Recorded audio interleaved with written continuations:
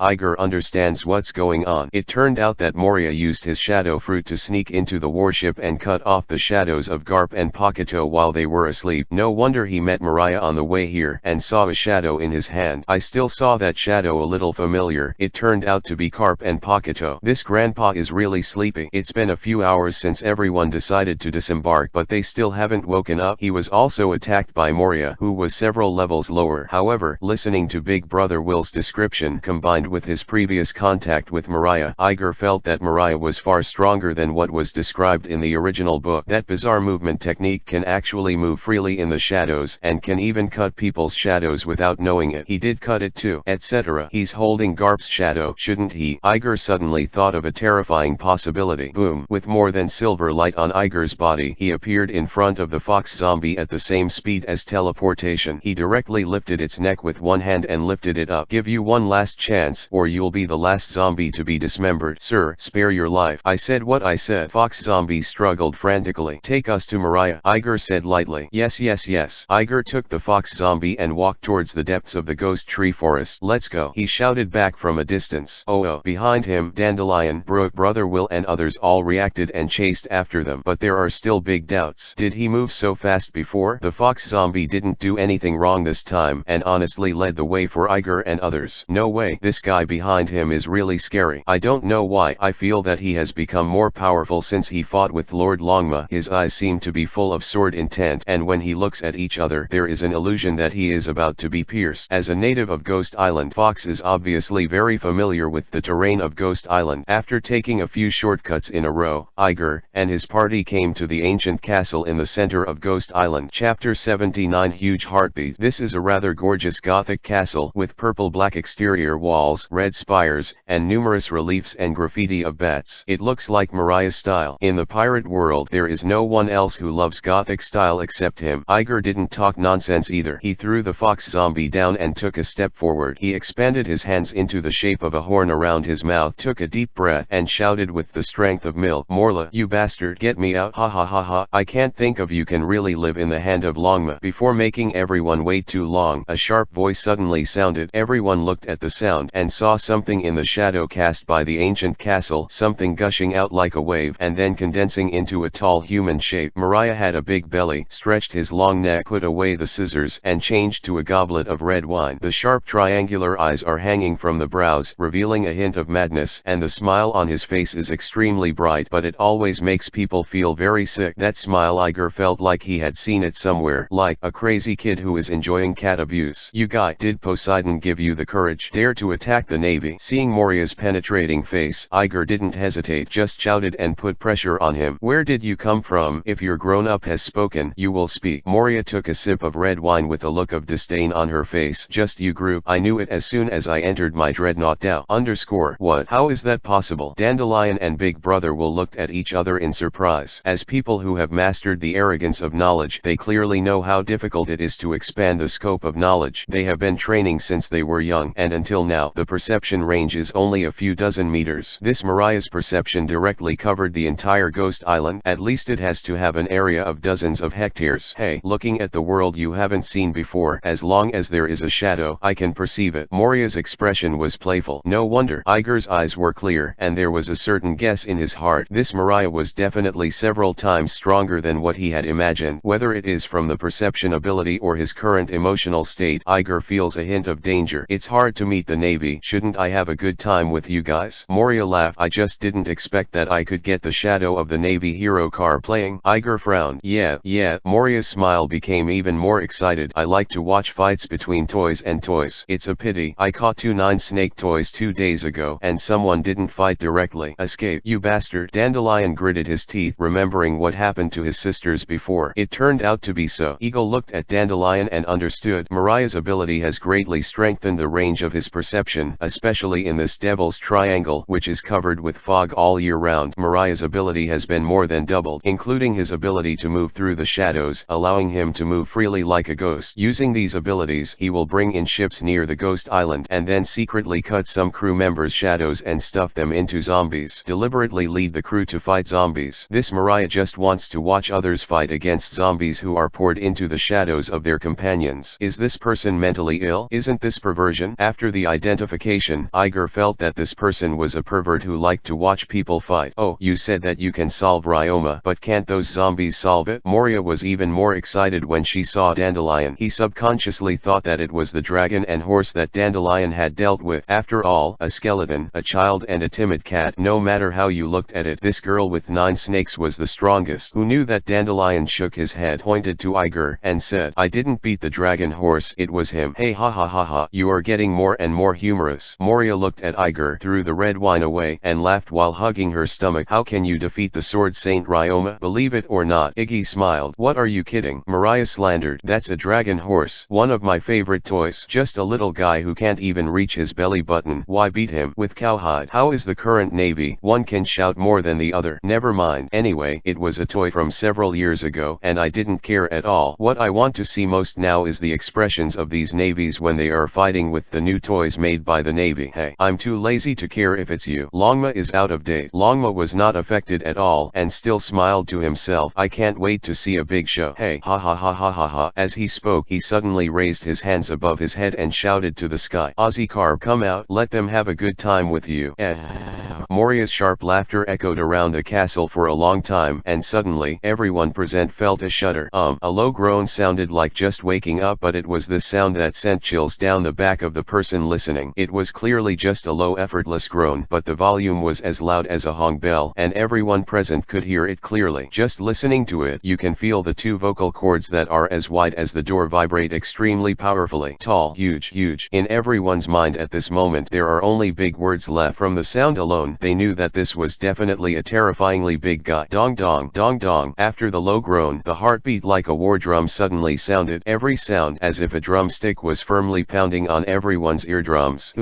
Followed by, there is a huge breathing sound that obviously came from a big terrifying lung that seemed to suck the air of the world dry in one breath. The invisible fear spread immediately, and before seeing the big toy that Mariah mentioned, the Navy soldiers had already begun to feel the chills stand on end. This has nothing to do with will. This is the instinct of human beings hidden inside genes. People will subconsciously feel fear of this huge thing, whether it is actually seeing it or just hearing that huge heartbeat. As the huge heartbeat gradually accelerated, everyone became more and more nervous. They can clearly feel that there is a behemoth that should never appear in the world. Wake up. Chapter 80. Devil Oz. Roar. Finally, a deafening roar resounded through the sky. The already gloomy sky became darker, as if it had awakened, making the sun feel terrified. The wind pressure gradually increased, and along with the huge breathing sound, it began to gradually become frantic. Boom! The sound of the wind reached its peak. More and more dark clouds gathered, and then a bolt of lightning split the sky. Immediately afterwards, in the horrified eyes of everyone, a mountain-like figure descended from the sky. Boom! As if a meteorite from outside the sky fell on the ground. After a huge muffled sound, there was a violent shock like an earthquake. Everyone was shaken up into the air, and then fell to the ground, lying on the ground one by one, looking at the huge monster that fell from the sky in horror. Only Iggy was still standing there, looking up at this towering big guy. His excitement was beyond words. It won't be. Dandelion, Brooke, and a group of Navy soldiers struggled to get up from the ground, looked up at this monster with no head, and felt that the whole scalp exploded. Crimson skin, a towering body, a fist as strong as a meteorite, and the blonde hair that hangs over the shoulders and back as thick as cotton rope. This is. Brother Will's pupils shrank, completely unable to believe the scene in front of him. Magic. Oz. Brooke's upper and lower teeth chattered, spitting out the terrifying name just by saying it. Oz the devil. Shouldn't he have died hundreds of years ago? Dandelion also frowned at the huge monster. How did he appear here? The recruits were dazed and didn't know what it was, only that it was a huge monster. The veterans looked even more frightened because they knew what the statue in front of them was, and explained it to the recruits at the fastest speed. After hearing this, all the soldiers were dumbfounded and couldn't believe it. Just kidding. Impossible. How could it be Oz the demon? Are you going to explain it here today? Didn't he say he died hundreds of years ago? How could he still be here? Mom, I want to go home. The Navy soldiers suddenly exploded, and Tom had already rolled his eyes. A wisp of soul hung on his lips and passed out. Only Iggy, trembling with excitement, couldn't hide his inner excitement at all. The Majin Oz is definitely a legendary monster that everyone is afraid of when you mention it. As a giant clan in the same era as Ryoma, Oz perfectly illustrates the current situation of the gods and demons in that era. Look at modern people. What kind of knives, swords, and guns do they use? Some are stronger and use some kind of devil fruit, thinking that with a devil fruit they can be invincible in the world. It was even advertised as the strongest strategic weapon by mankind. The Demon Slayer Order. Continuous bombardment with dozens of warships can turn an island country into scorched earth in one afternoon. This is nothing short of pediatrics in front of Oz. For an afternoon, back then, Oz's favorite thing to do was to push his favorite island into his own home. Push the island home. For this reason, they also gave him a title called Oz of the Land of Fortune. One person can transport an entire country away. What kind of terrifying muscle and strength was that? Back then, O'Hara used the Demon Slayer Order for an afternoon, and it completely turned into ruins. Note that it has turned into ruins, but the surface buildings, plants, and animals have been wiped out. But if this is given to Oz, it only takes one punch, and the whole island will crumble into slag. At that time, everyone had nothing to do with him, and the official government of the world was powerless and and couldn't control it at all. Simply invincible existence. However, what is dramatic is that when he attacked the country of ice later, he froze to death in the ice and snow because he did not wear clothes because of the cold weather. But even so, it couldn't hide the fear he brought to people at that time. Even if there is only one corpse left, it is definitely strong. Even Luffy can only fight with him after swallowing 100 shadows. Not to mention now, Iger felt a familiar feeling from him. Moria definitely put Garp's shadow in it. Thinking of being able to fight against such a powerful guy, Iger was even more excited, ready to roll up his sleeves and get ready to try. I just want to try how strong the rustling fruit is after the upgrade. Little Iggy. Big brother will step forward and grab Iggy's shoulder, leaning into his ear and saying, "How about let's retreat first?" Huh? Why? Yige looked back stunned and found that everyone's faces were very ugly. Why? That's Oz the demon. Brother Will increased his tone again. The navy soldiers behind him also looked at Iggy and nodded in agreement. Even the always arrogant Dandelion and the light-hearted Brook looked embarrassed, obviously not wanting to confront this big guy. Moria on the side was overjoyed to see this scene. They were hesitating and afraid. This was the effect he wanted. That's what he meant by making these toys. Zombies are so reliable. Moria sighed in her heart again. Hey, ha ha ha ha. Scare the silly little devil. This is the big devil who brought the whole world into disaster 500 years ago. The devil Oz. Mariah's sharp and frantic voice sounded beside him. I have been looking for a suitable shadow for a long time, and I finally found it today. That is the shadow of the naval hero Garp. Ha ha ha ha ha. God helps me. Oz's monster-like body plus the shadow of Iron Fist Garp is simply invincible. Are you scared, you stinky brat? Why didn't you speak? Didn't you defeat Ryoma? Come on. Mariah's sharp, piercing voice continued one sentence after another, excitedly introducing her new zombie friend to everyone, while not forgetting to provoke Iger. Facing Moria's ridicule, Iger was neither angry nor annoyed, but jumped up and patted Brother Will on the shoulder and said very calmly, "Don't worry, Brother Will, I have a way to deal with him." "You're crazy. Are you going to fight us head on?" Dandelion also came over and asked bluntly. Tom also woke up at an unknown time. Hearing that Iger was going to deal with this big guy, he immediately cried and hugged Iger's thigh, shouting, "Don't think about it, Yig. Let's keep the green hills, and we won't be afraid of running out of firewood." Iger was almost amused by Tom, but held back. He pushed the crying Tom away, stepped forward, and said calmly but firmly, "Don't worry everyone, with me here, this red-skinned giant can't hurt anyone."